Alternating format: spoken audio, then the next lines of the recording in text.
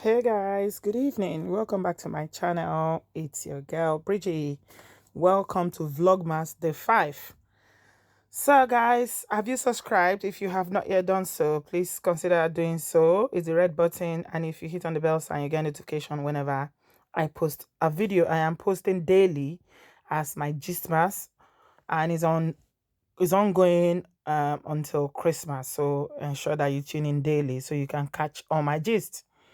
Today, I'm sharing about a very, very, very important, sad story, and it's about this lady that is called Maryam Sanda.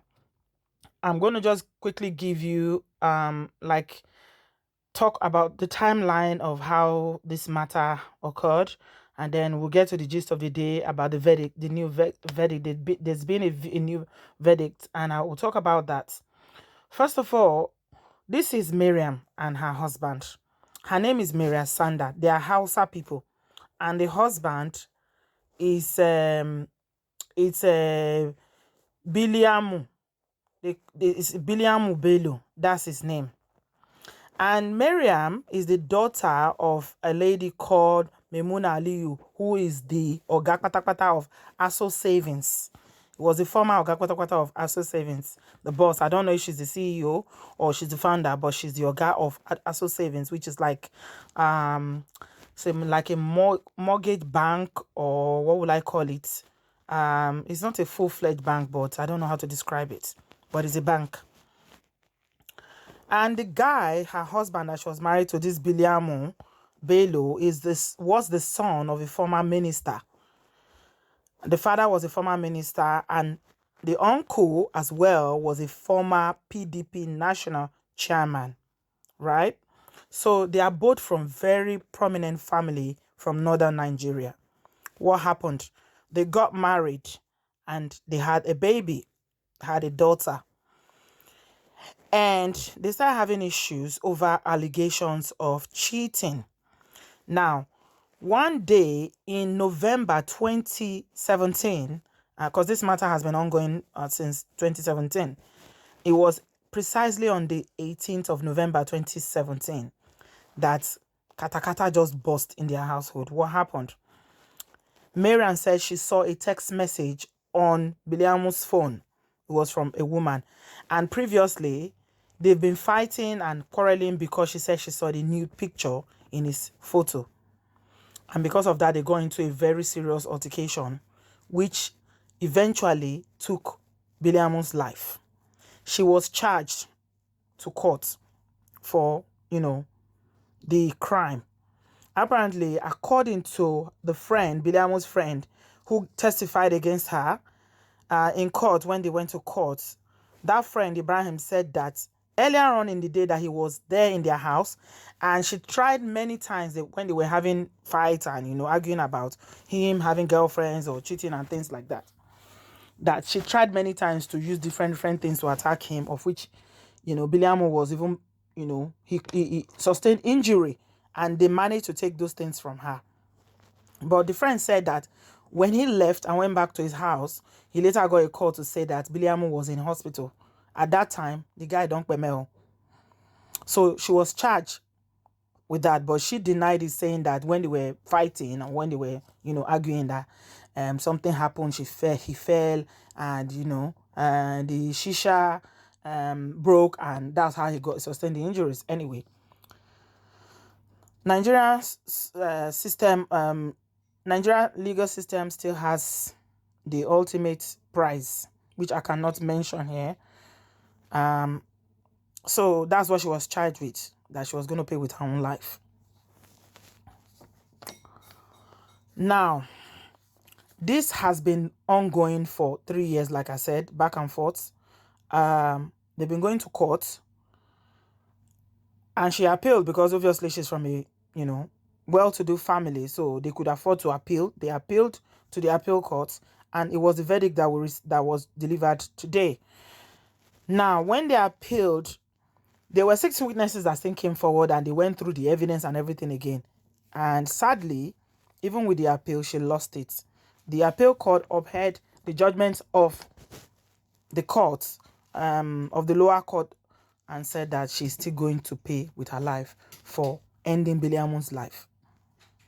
The first judgment was delivered in January 2020 and the second one now today. And they are saying that the family, the lawyers, Miriam's lawyer are saying that they are still going to appeal to the Supreme Court. Now, they have one child within them, like I'm saying, that's the baby there. And the tragedy of this whole story is the fact that not only is Biliamu dead, Maryam is likely going to, pay with her own life, or she'll spend the rest of her life in jail if she finally gets any kind of mercy from the Supreme Court, which is not very likely from all indication, because the evidence and, it was just too staggering against her. Now, what is the point of all this? The child is going to be she's basically an orphan, and she's going to grow up one day and start reading about how the father died and, what the mother did and all that. What is the point of all this? Jealousy, anger, not being able to control yourself as women. There's another story I'm going to share with you guys again, and I'm still going to talk about the same issue. I do share a lot on this channel where I talk about how you should not get so mad or get carried. I'm not saying that cheating should be tolerated or you should fold your hands when your partner is cheating. That is okay. But what I'm saying is that what is the point of all this madness? Just look at it now. 1 minute's decision because she got so enraged and decided to do something so drastic, so deadly. The family of the guy, Biliamu, they are not going to fold their hands and just watch. Of course not. They must see that she pays the price for what she has done. So two lives, both her own life and Biliamu's life has just been wasted, all for jealousy and anger. And then don't forget that they are from the northern part of Nigeria. And in the north, majority of them are Muslims. And we all know that according to the Islamic law, a Muslim man is allowed to marry up to 4 wives. And she is the only wife.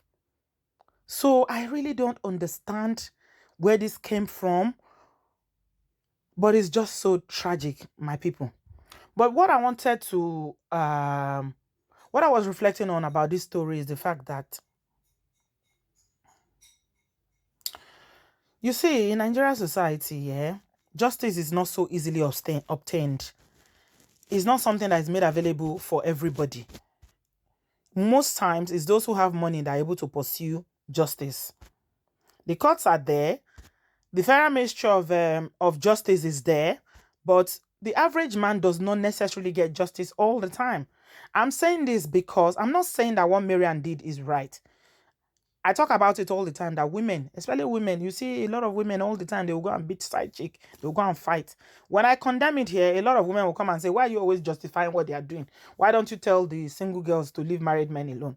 And I always come back to say that it's not the girls that are chasing them. In fact, one sister said to me one time, sometimes the girls are chasing them. I say, well, even if the girls are chasing them, your relationship or your marriage is not bounded to that other woman. You don't have a covenant or a contract with that other woman. Your marriage vows are with your husband. So I think personally, this has always been my stand on this matter, that you should take issues up with the person that you are married to, not the other person. But a lot of Nigerian women, because they don't have power to challenge their husband, they always pick on the weaker person, which is the side chick. And on this occasion, I'm even imagining that it's not even, they said it's a text message, ordinary text message she saw and pictures. And that was it. Oh my God. On the other hand, you see a lot of women in Nigeria.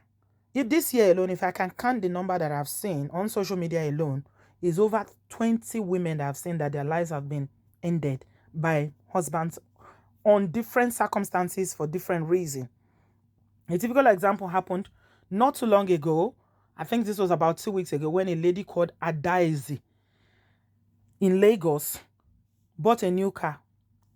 She bought a new car and registered a car. And because of that, she's been living with a very abusive man who's been, they say the man does not work. He doesn't contribute. She's the one that is hustling. He's her neighbor in the market that put the post out there and said, look what this man has done.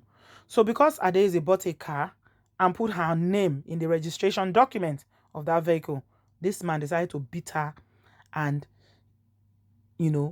so much that he ended up taking her life that day.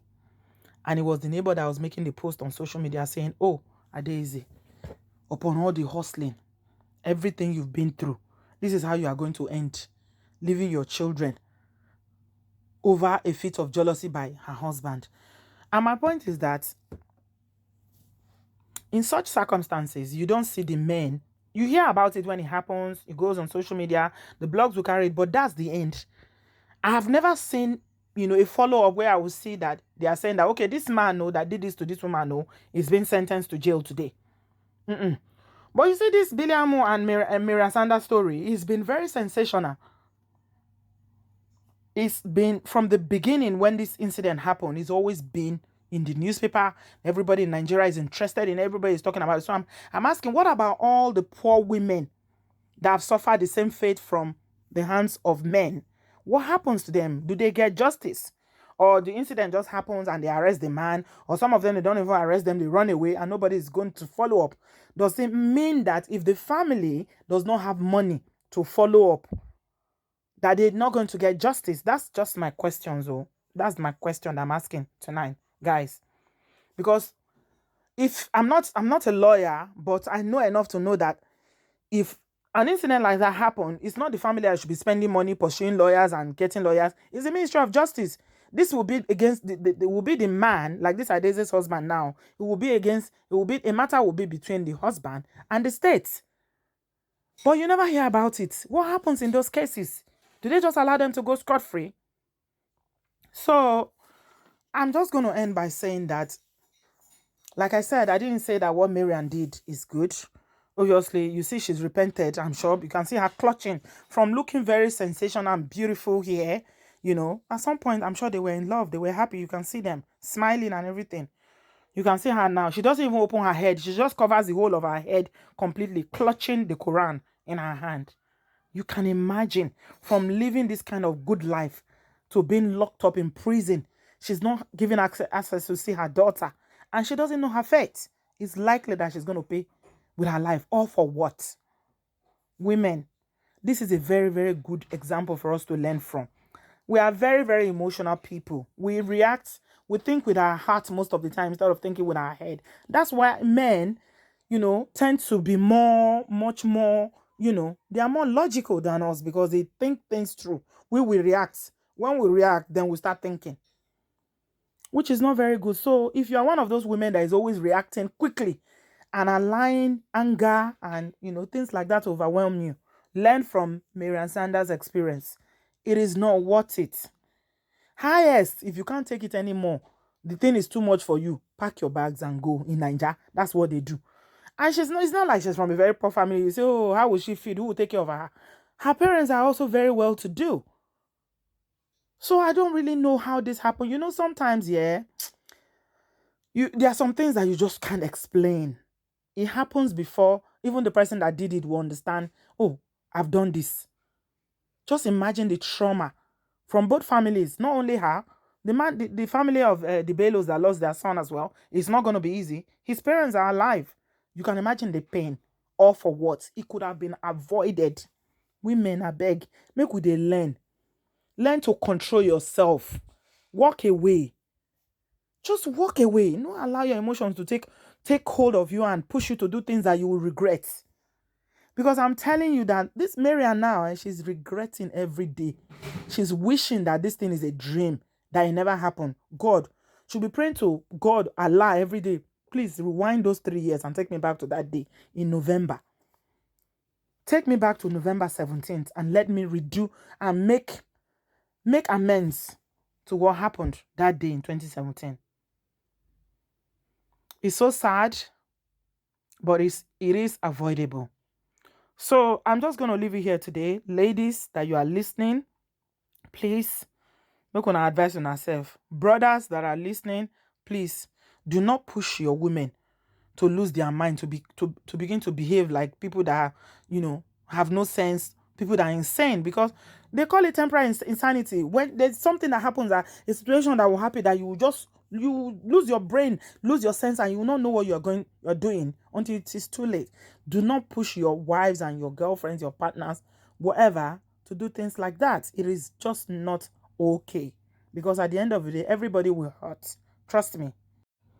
So guys, I'm just gonna leave it here with you today. Thanks a lot for watching, and I'll speak to you again tomorrow in my Gistmas. Be sure to subscribe, give this video a thumbs up, and if you have not yet done so, ensure that you support us by sharing this video to all your social media handles and help us to spread the gospel. Let us keep each other safe and continue to teach one another how to keep calm, keep collected, and not do things that will be so irrational that we'll regret later. Thanks a lot, guys. I'll speak to you in my next one. I love you. Bye-bye.